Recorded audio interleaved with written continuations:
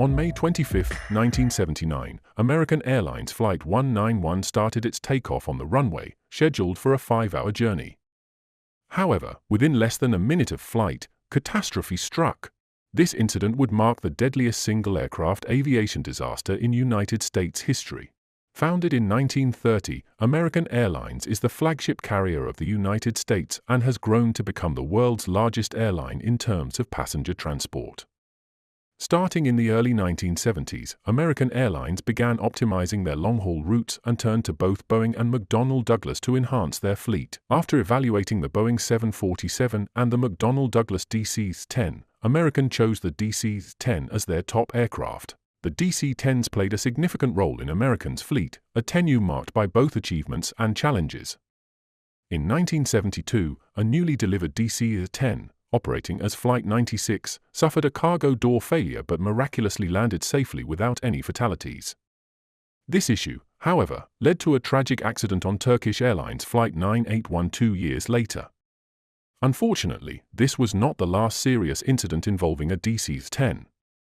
On May 25, 1979, American Airlines Flight 191 was poised to depart from Chicago's O'Hare International Airport, headed for Los Angeles International Airport.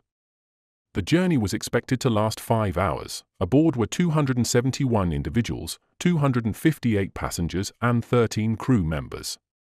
The cockpit was under the command of 53-year-old Captain Walter Lux, with 49-year-old First Officer James Dillard and 56-year-old Flight Engineer Alfred Udovich accompanying him. All three were seasoned pilots, familiar with this particular route. At 3:04 p.m., they received clearance for takeoff. First Officer Dillard increased the engines to takeoff thrust, and the plane began to accelerate down runway 32R. As the aircraft reached over 100 knots, it approached V1, the critical speed beyond which they could not safely abort takeoff. "Rotate," Captain Lux instructed, signaling Dillard to lift the plane into the air. Just as Dillard pulled back on the control column, a severe shudder and a metallic snap echoed through the cabin. "Damn," Captain Lux uttered as the cockpit instruments failed. In the control tower, an air traffic controller glanced up just in time to witness a horrifying scene. The left engine of Flight 191 had detached from the wing and struck the runway. He immediately shouted the information to his colleagues and called for emergency response. He tried to contact the doomed flight. American 191 Heavy, you want to come back into what runway? No answer came. On the ground and from the tower, observers watched the aircraft begin to tilt leftward, then roll completely onto its side, a chilling spectacle caught on camera by 2 photographers present at the scene. The plane continued to descend, still sideways, until it crashed into a hangar, erupting into a massive fireball. Eyewitnesses described the scene as a rain of fire falling down. Rescue crews hurried to the crash site, initially mistaking the flames for a fire at the nearby Standard Oil petroleum plant.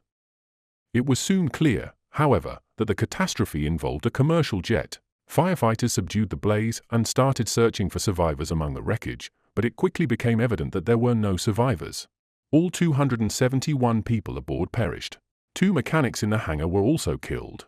The crash also ignited a nearby trailer park, causing extensive damage but thankfully no additional fatalities. The disaster of Flight 191 remains the deadliest single-aircraft accident in U.S. aviation history. The National Transportation Safety Board, NTSB, launched an investigation into the crash. It was immediately apparent that the engine's detachment had led to the catastrophic failure, but crucial questions lingered. How and why had the engine come loose? Could the pilots have managed to save the aircraft? And crucially, who was responsible for the accident? In response, the Federal Aviation Administration, FAA, mandated the grounding of all DC-10 aircraft and barred any foreign-operated DC-10s from entering U.S. airspace. Images of the ill-fated flight soon spread across national newspapers, significantly tarnishing the DC-10's safety reputation. In the aftermath, passengers worldwide were hesitant to fly on DC-10s. Initially, investigators believed a fractured bolt found on the runway was to blame. This theory was presented at a press conference, only for later findings to reveal that the bolt was not the underlying cause of the engine separation. To unearth the true cause of the disaster, investigators turned their attention to the aircraft's black boxes, which offered limited and problematic data. The cockpit voice recorder stopped recording immediately after Captain Lux's utterance of "damn" as it lost power when the left engine, its power source, detached. The flight data recorder yielded scrambled data, compromised by the plane's erratic and abnormal flight path. Further examination of the engine revealed dents unrelated to its impact with the runway. This clue led investigators to scrutinize maintenance records, revealing that the aircraft had been serviced 2 months before the crash at the American Airlines maintenance facility in Tulsa, Oklahoma.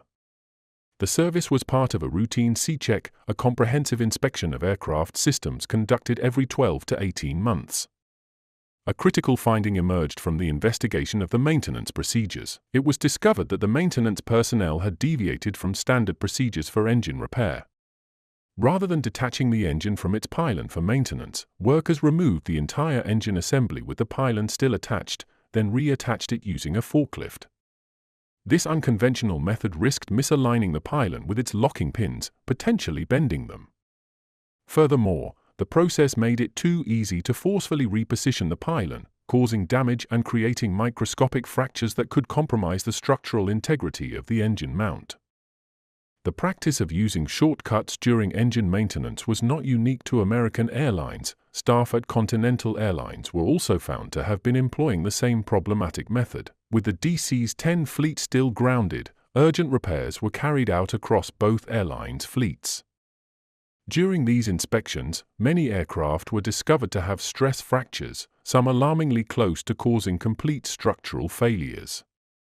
As the investigation progressed and the root cause of the engine detachment was identified, attention shifted to the actions of Flight 191's pilots. There was speculation about whether the pilots could have managed a safe return to the airport. Commercial aircraft are designed to operate with only one engine in emergencies, and Flight 191 had 2 functioning engines at the time of the crash. The definitive actions of the pilots, however, will likely remain unknown.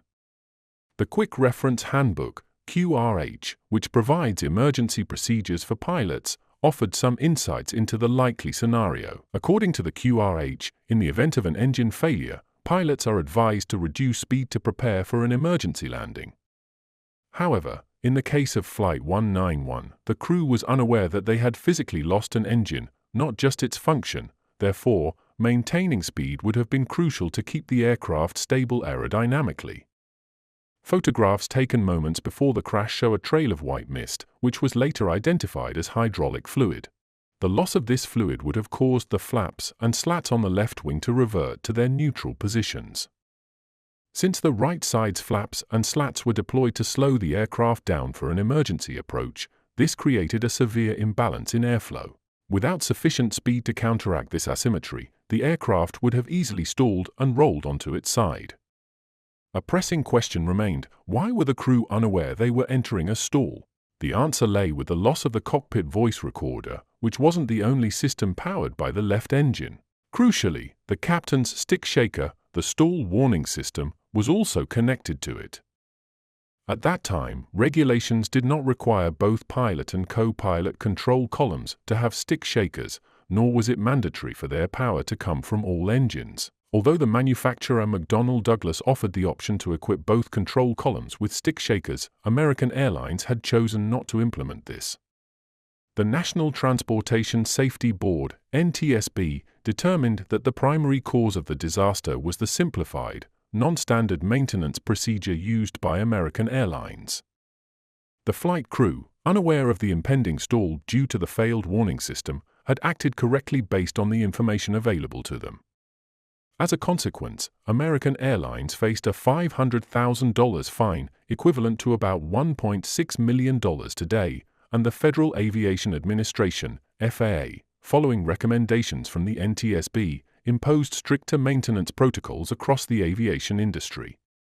Additionally, it became mandatory for electrical systems to be powered by all engines, and both the pilot and co-pilot were required to have operational stick shakers. Automatic safety valves were also mandated on hydraulic lines to prevent pressure loss if they were severed. The FAA faced significant criticism for its oversight failures in monitoring airline maintenance practices. The crew chief responsible for the aircraft's final inspection before the disaster, Earl Russell Marshall, tragically took his own life following the incident. American Airlines continued operating the DC-10 until it was phased out in 2000, replaced by newer, more efficient aircraft.